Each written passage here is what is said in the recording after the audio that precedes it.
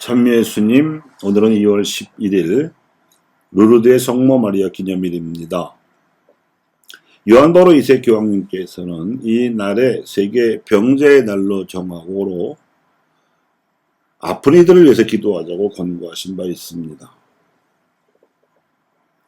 1858년 2월 11일부터 프랑스 루르드의 마사비엘 동굴에 성모 마리아께서 수비르 베르나데트에게 10여 차례 나타나셔서 임마culata 콘셉시오라고 말씀하셨는데, 이는 나는 원죄 없이 잉태된 여인이라는 뜻이었습니다.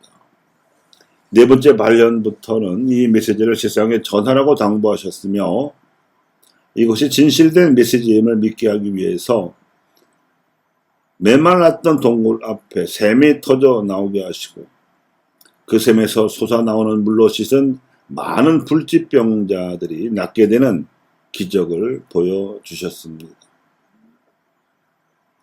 성모 마리아께서 원죄 없이 잉태되셨다는 선언을 믿을 교리로 반포한 때는 이보다 4년 전인 1854년이었습니다. 초대교회 시절부터 성모 신심이 뜨거웠던 신자들 사이에서는 구세주를 잉태케 하신 하느님이시라면 그 구세주의 어머니가 되실 분에게도 그 품위에 맞가진 준비를 하셨으리라는 믿음이 전해져 내려왔습니다.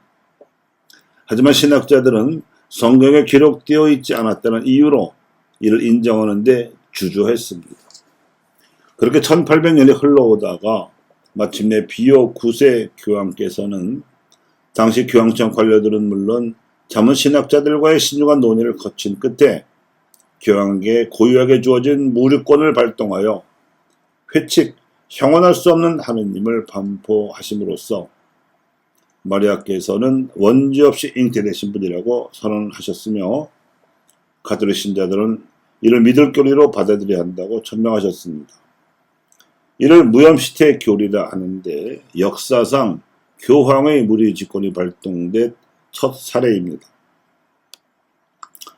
하지만 지금처럼 통신사정이 발달하지 못했던 사정으로 교황청에 있는 이탈리아와 인접했던 프랑스에서조차도 그 소식은 알려지지 못하고 있었으며, 더 중요한 사실은 설사 알려졌다 해도 순순히 받아들여지기 어려울 정도의 불신이 그 당시 프랑스의 팽배에 있었다는 것입니다.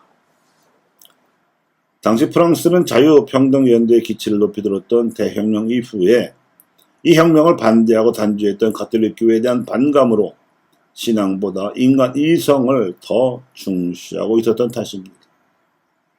프랑스에서도 남부에 오지였던 루르드에, 그것도 라틴어를 몰랐으면 물론 교리도 잘 이해하지 못했던 시골 소녀 수비르 베르나데트에게 성모 마리아께서 나타나셔야 했던 것은 그래서였습니다. 그리고 베르나데트가 전하는 이 무염시대 교리를 믿을 수 있도록 게르마늄 성분이 풍부한 샘물로 기적을 일으키셨던 것입니다. 그래서 자신의 죄를 뉘우치며 병의 치유를 소망하고 또 이 메시지에 따라서 원죄에서 벗어나겠다는 지향을 지니고 있을 때 비로소 기적적 치유도 가능해질 수 있었던 것입니다. 그럼에도 불구하고 오늘 독서의 말씀이 오늘날에도 여전히 원죄와 은총에 관한 믿을 교리를 믿지 않는 사람들이 수도 없이 많은 현실을 상기시켜 줍니다. 선악나무 열매를 따먹지 말라는 지엄한 명령을 어긴 첫사람들은 동산의 숲속에 숨었지만 하나님께서는 이들을 부르셨습니다. 너 어디 있느냐? 이 한마디 말씀은 죄악 속에 살면서 자신의 정체를 숨기고 살거나 심지어 모르고 사는 모든 시대의 사람들에게 던지시는 하느님의 물음이기도 합니다.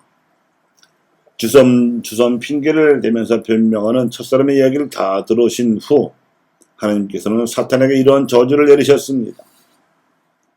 나는 너와 그 여자의 후손 사이에 적개심을 일으키리니 여자의 후손은 너의 머리에 상처를 입히고 너는 그의 발꿈치에 상처를 입히리라. 이것이 메시아 파견을 처음 암시하신 원복음입니다. 이에 따라 세상에 오신 예수님께서는 당신의 가르침을 들으러 찾아온 군중을 상대로 빵의 기적을 일으켜서 배불리 먹이셨습니다. 이는 하늘에서 내려온 생명의 빵이다. 누구든지 이 빵을 먹으면 영원히 살 것이다.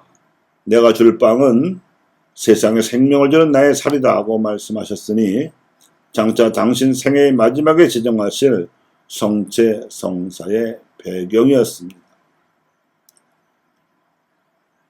따라서 너 어디 있느냐 하고 물으시는 하느님께 우리는 생명의 빵을 먹고 영원히 살게 될 사람이라고 대답할 수 있어야 합니다.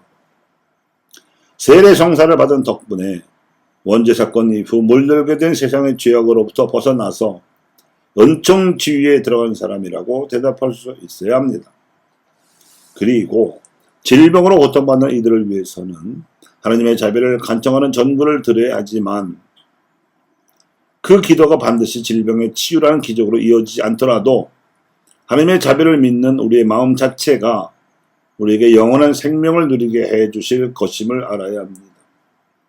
질병에서 낫게 되더라도 언젠가는 세상을 떠나야 하는데 그 이후에는 영원히 살게 되는 것이야말로 궁극적인 목표이기 때문입니다.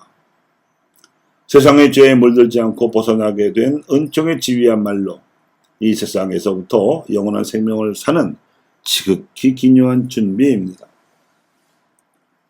루르드 성지를 방문하여 기도한 환자들은 부지기수로 많았지만 그 중에서도 의학적으로 기적으로 판명될 만큼 치유된 사람은 적었습니다. 치유되지 못한 사람은 더 많았고 그러나 치유되지 못했어도 무염시대 교리를 믿는 이들은 모두 영원한 생명을 누리리라는 약속을 받았습니다. 이것이 루르드 성모 발현 1을 세계 병자의 날로 정하여 기도하자고 하신 요한 바오로 2세의 지향이었습니다. 교우 여러분, 우리의 양심에 던지시는 하나님의 물음을 상기시켜 드립니다. 너 어디 있느냐?